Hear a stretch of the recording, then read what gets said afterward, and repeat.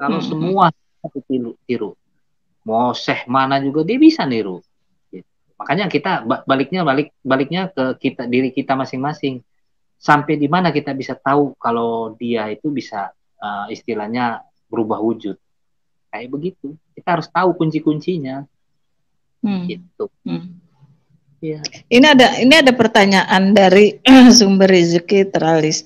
Mau tanya Abah Jinggo, jin kan takut sama ayat Al-Quran, tapi terkadang ada juga jin yang bisa menirukan atau ikut baca ayat Al-Quran. Itu bagaimana Abah? Ini sumber Teralis ini dari Kerawang ini, Abah kenal. Sumber Teralis ini dia dari ini nih, Blitar, dari Blitar. Blitar yang ini. Jadi Blitar. Gini, jadi sepengetahuan Abah, orang jin itu ada yang tingkatannya, mereka punya tingkatan ya. Kalau orang bilang ada yang pramuka, ada yang kopral, ada yang jenderal, ada yang letnan, mereka punya tingkatan. Jadi kadang gini, kalau Abah lagi ngobatin orang kesurupan ya, kan ada yang metodenya begini, oh minta rokok dikasih, oh minta ini dikasih. Abah mah enggak. Kalau Abah metodenya gini, tinggal kita ngomong, saya cucunya dari siapa gitu. Udah, begitu dengan metode begitu aja. Jangan pernah mengikuti. Dan ada juga pernah berhadapan, Abah baca, oh dia bisa, dia pinter. Jadi sekarang kita baliknya bagaimana kuatnya kita, kuatnya iman kita, dia bisa nggak? Kita harus tahu titik lemah dia di mana gitu. Karena kalau kita tidak tahu titik lemahnya sosok ini, ya repot. Mereka bisa jadi lebih pintar dari Abah kan, wah bacanya lebih fasih. Abah mah masih Iqra 1 kan, jadi agak susah nih ngelawannya. Gitu. Jadi ya tahulah kelemahannya di mana. Gitu. Makanya kenapa Abah kalau ngobatin orang-orang yang kesurupan, terus orang ini lebih pintar bacaannya, Abah mah cuma senyum-senyum aja. Gitu. Karena kalau sudah ada peristiwa lah, Abah pernah ngobatin. Pas datang, Abah ngeliat, oh udah diobatin orang, udah dibeliin rokok, udah beliin kopi, ini segala macem, dia minta ini dikasih, minta dikasih. Abah pulang, kagak ngobatin. udah pegangan orang gitu ya? Bukan, karena udah kasih begini, kasih begitu, minta ini dikasih. Justru kita yang kalah kan, kita ngikutin kemauan gitu. Gitu ya. Yusi siapa lagi ya? Ada Husna Zahira. Assalamualaikum Abah dan Teh Yusi serta sahabat semua. Waalaikumsalam.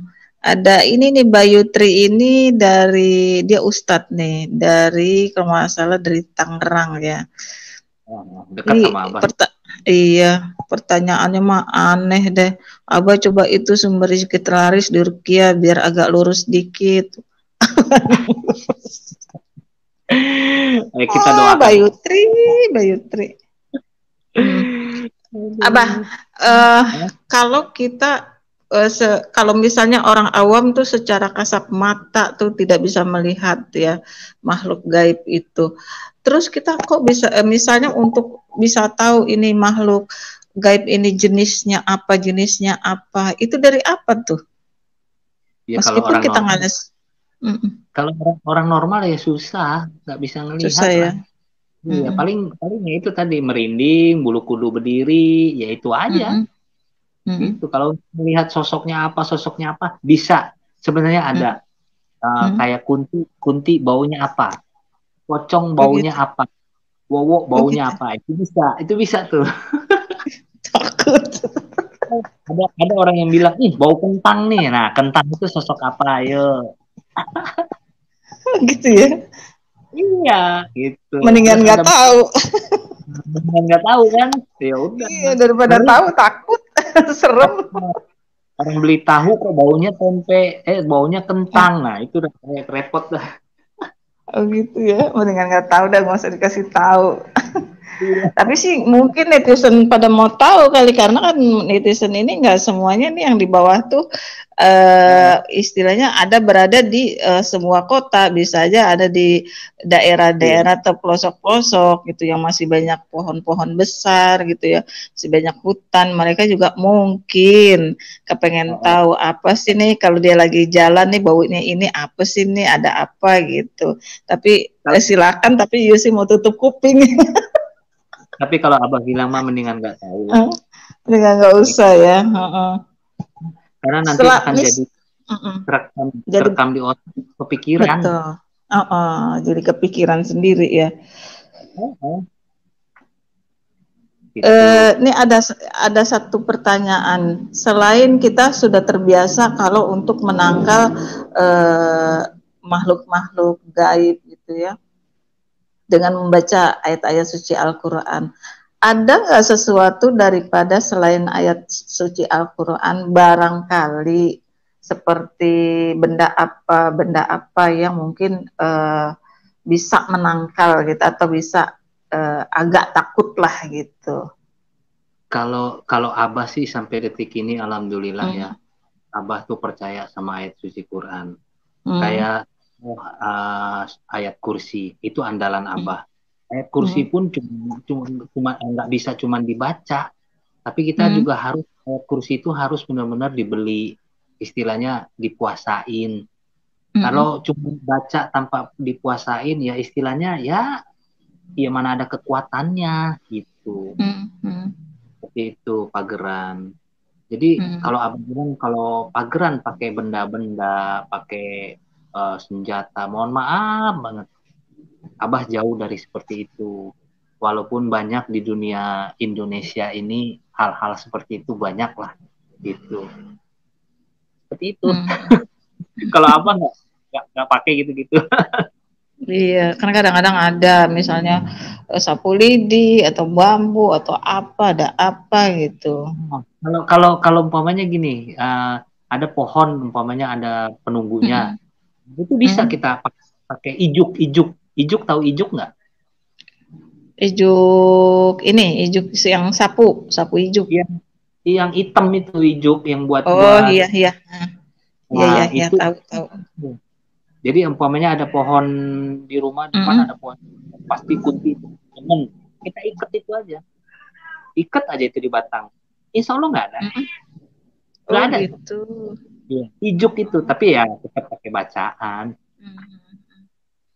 Biasanya tuh kalau misalnya makhluk-makhluk gaib begitu senangnya misalnya pohon apa ya yang suka dia senang banget tuh berada di tempat pohon-pohon itu. Nih dengerin ya, bagi yang mungkin yang punya rumah terus banyak-banyak pohonnya yang masih di pelosok-pelosok gitu ya. Itu kan pasti kan seneng ya makhluk-makhluk itu bertengger tuh di pohon-pohon. Biasanya yang paling dia senang tuh pohon apa? Yang paling senang itu yang sering banyak hasilkan buah pisang. Itu sosok kunti sama pocong paling demen tuh. Sama? Terus sama pocong. Sama buah pisang? Iya, pohon pisang. Oh, pohon pisang. Pokoknya kalau pohon pisang rindang, udah itu pasti ada cuma. Ih, serem. Terus sawo, pohon rengas, pohon mangga. Ya sebenarnya sih semua pohon hampir lah, tapi mereka kan milih gitu tempat buat mereka itu ada pohon-pohon tertentu yang mereka senang banget. Salah satunya pohon asem, pohon beringin, pohon rengas. Itu yang paling mereka demen tuh itu. Gitu. Tapi kalau pohon pisang banyak, udah pasti ada lah tuh. Gitu ya. Jadi kalau yang di rumahnya banyak pohon-pohon tuh siap-siap aja ngeri ya. Tinggal dikasih ijuk itu aja ya, ditempelin ijuk. Ini ada kata Kang Ander, kalau saya suka sembunyi di pohon uang. Emang ada pohon uang ya? Abah juga seneng tuh di pohon uang. Ada Dado Pasmun Channel, terima kasih sudah hadir. Pohon nangka, pohon buah belimbing, pohon beringin. Oh iya benar itu. Betul. Ini ada pertanyaan dari sumber Rizky Teralis ya, sebelum kita tutup nanti ya. Pertanyaannya, Abah, ada enggak amalan untuk membuka aura dalam tubuh kita? Minta sarannya. Ya sebenarnya ada, cuman kan tidak untuk memberi amalan itu kan kudu diijazah, istilahnya ijab kabul. Jadi harus sama-sama ketemu ijab kabul. Jadi nanti kalau ada apa-apa yang bertanggung jawab, ada yang bertanggung jawab. Sebenarnya doanya gampang, pendek nih. Ini salah satu doanya. Assalamualaikum. Ya, jangan yang ini. Jangan yang ini. Allahumma antas salam qodiya hajati goib busisir masya Allah qodiron abadan abada. Nah itu salah satunya untuk amalan membuka mata gaib. Tapi kudu pakai puasa, dijajah dulu. Semua juga pasti ada syarat-syaratnya ya, nggak asal cuman baca-baca gitu doang tuh sudah terbuka auranya begitu kan? Pasti kan ada ya. Padahal ayatnya pendek kan? Gitu. Ayatnya pendek, tapi kan memang harus benar-benar tahu arti ayat itu apa sih gitu kan? Benar. Ini Abah ya, sebelum kita tutup nih, terima kasih yang di bawah semua ya. Sebelum kita tutup podcast ini, apa pesan-pesan Abah kepada kita semua? Ya, apabila kita melihat makhluk halus atau makhluk gaib, ataupun kita mungkin berobat atau datang ke ya orang-orang, kalau yang dibilang orang-orang pintar. Ya. Apa pesan-pesan Abah? Jadi pesan Abah begini, kalau emang mau dalam segi berobat ke tempat orang gitu, ya kita harus lihat bagaimana itu sosoknya, terus pengobatannya seperti apa. Kalau Abah sih jangan pernah berobat di luar syariat Islam, itu aja. Jangan pernah. Apalagi yang sudah pakai mahar segini. Kalau Abah bilang mendingan sedekahin aja lah buat anak yatim. Gitu. Betul. Terus kalau ketemu makhluk-makhluk halus, ya yang pertama langkah 1000.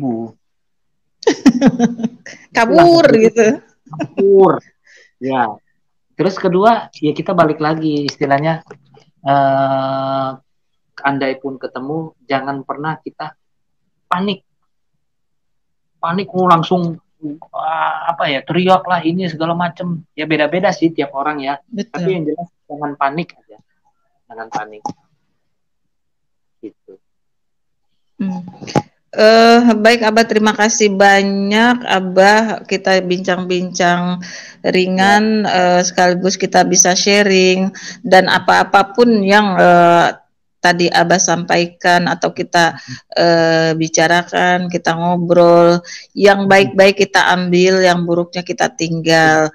Dan untuk semua sahabat UC Boma Channel yang ingin bergabung di Abah Jinggo Official, silakan diklik Abah Jinggo Official dan nanti akan langsung tergabung dengan channelnya.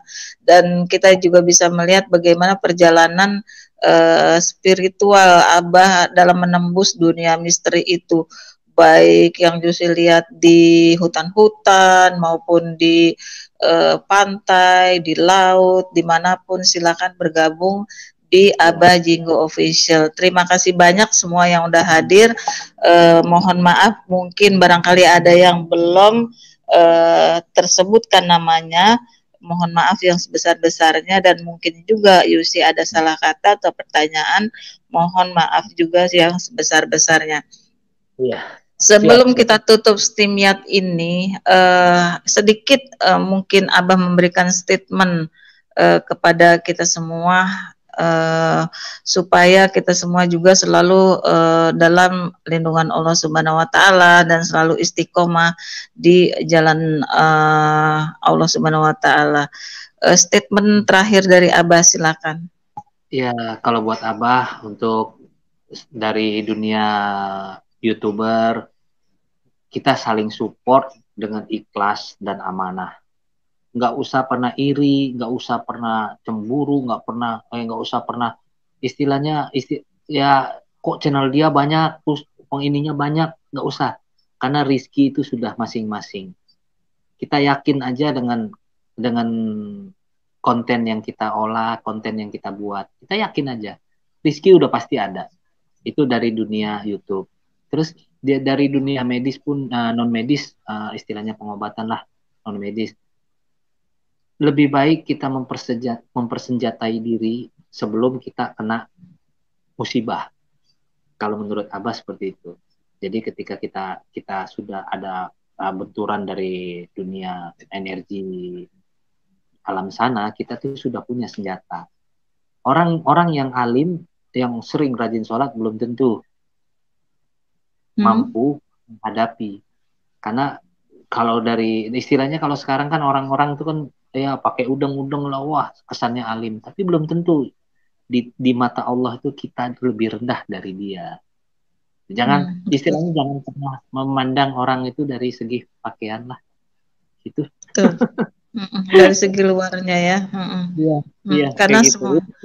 semuanya kembali dari hati ya, dari hati masing-masing, bagaimana keikhlasan kita dalam kehidupan ini ya, dan selalu